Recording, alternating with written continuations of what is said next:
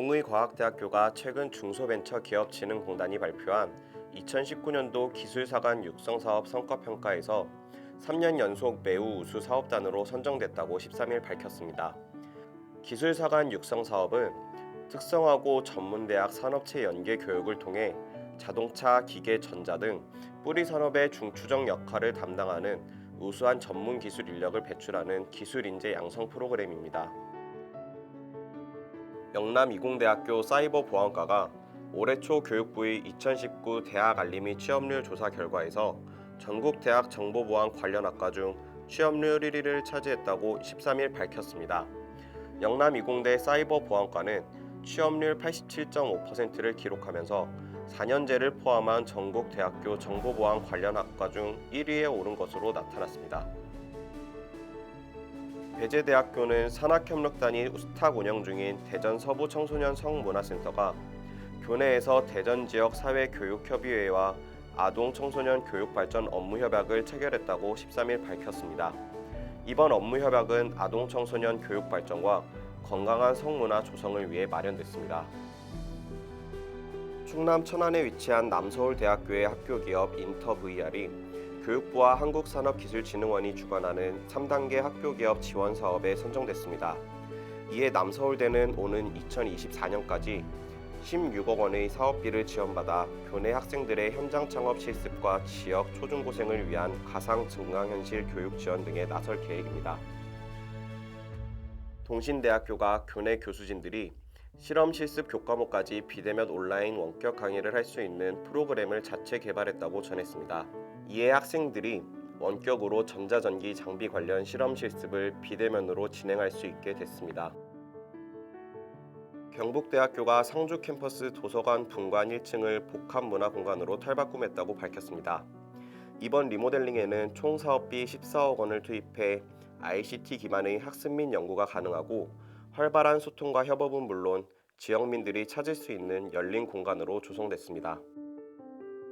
원광대학교가 일부 재학생이 이태원 지역을 방문한 것으로 확인되면서 대면 수업을 전면 금지했습니다.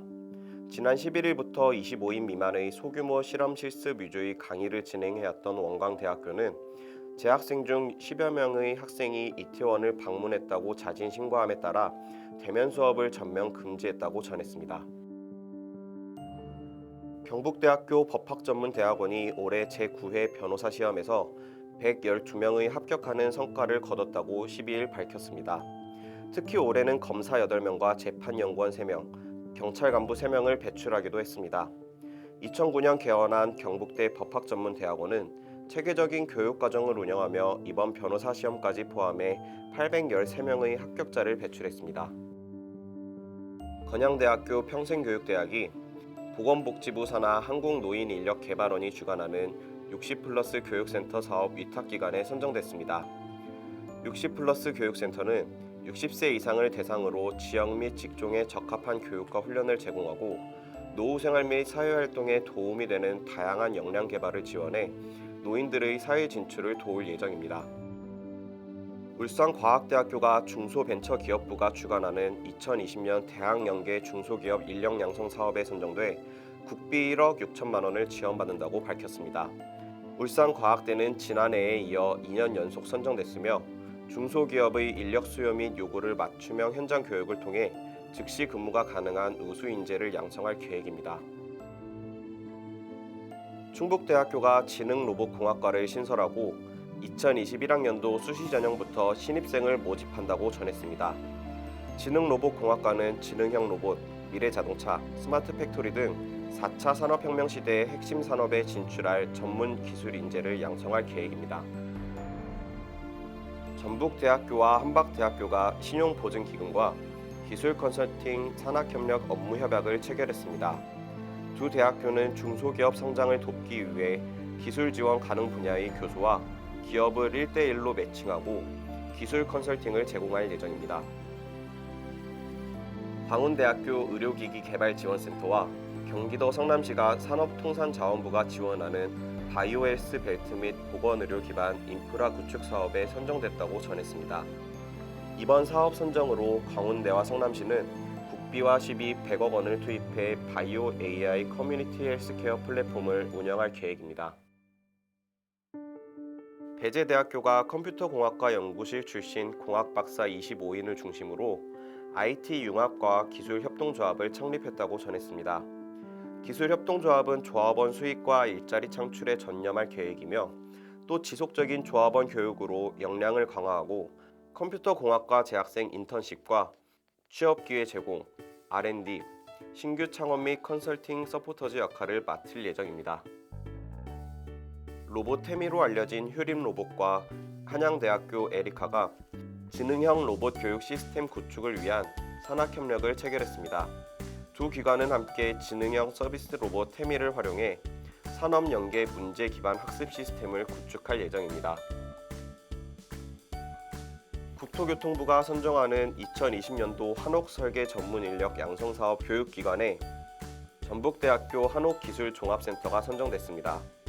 이 사업은 국토부가 건축 전문가인 건축사와 예비 건축사를 대상으로 한옥 설계 교육을 6개월 동안 하는 것으로 전북대 한옥기술종합센터는 2021년부터 4년간 이 사업에 선정돼 이론과 실습이 조화를 이룬 한옥 교육을 실시해 왔습니다. 전주비전대학교 지적토목학과가 국토교통부에서 주관하는 공간정보 특성화 전문대학 육성 사업에 2017년부터 4년 연속 선정됐다고 밝혔습니다. 이번 선정에 따라 전주비전대는 지형 공간정보 시스템 프로그래밍 및 공간정보 융복합 서비스 개발 전문 인력 육성 등을 위해 노력할 계획이라고 밝혔습니다. 전북대학교가 도내 고3 수험생을 대상으로 화상 시스템을 이용한 온라인 입시 상담인 온라인 JBNU 입시 박람회를 운영한다고 밝혔습니다. 온라인 상담은 16일과 23일, 6월 13일과 20일 등 모두 4차례에 걸쳐 진행될 예정이며 희망 학생은 전북대 입학정보 홈페이지를 통해 신청이 가능합니다.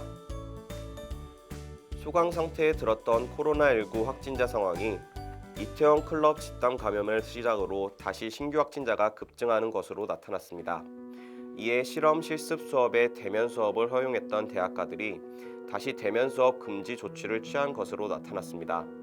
전면 금지를 실시하는 대학은 1학기 전체 수업을 온라인으로 진행한다는 방침입니다.